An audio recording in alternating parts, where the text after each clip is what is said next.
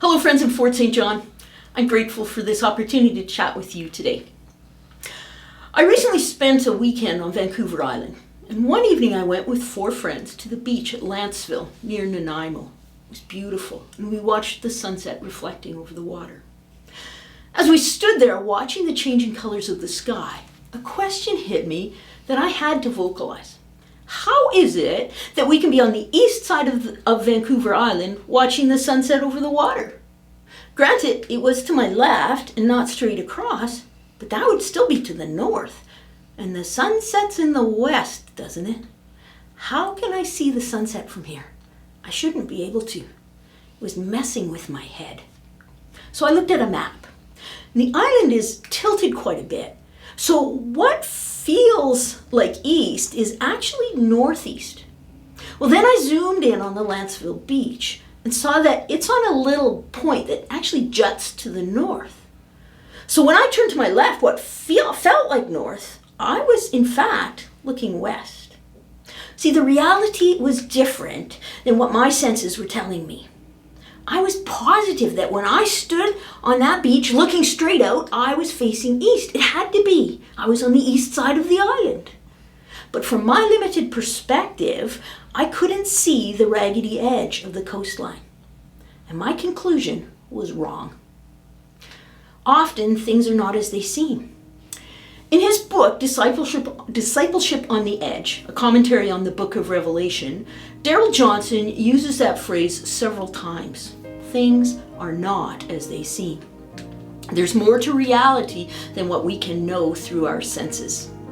Or as Paul Spilsbury puts it in The Throne, the Lamb, and the Dragon, Revelation is out to undermine our confidence in the evidence of our own eyes.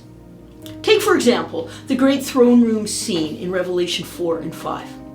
In chapter 4, verse 2, the Apostle John says, "At once I was in the Spirit, and there before me was a throne in heaven, with someone sitting on it." He goes on and describes the scene with the living creatures, the 24 elders around the throne, and these are all worshiping, saying in verse 11, "You are worthy, our Lord and God, to receive glory and honor and power. For you created all things, and by your will they were created and have their being."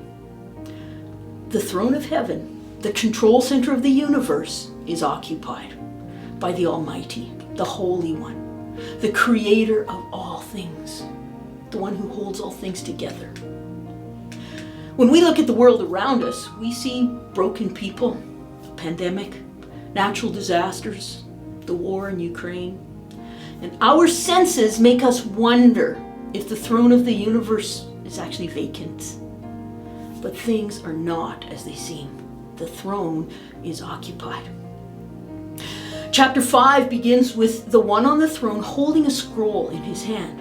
We see in subsequent chapters that this scroll contains God's plan for bringing his kingdom on earth. And it includes judgment.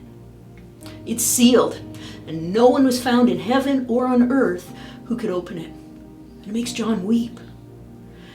Verse 5 says, "Then one of the elders said to him, 'Don't weep.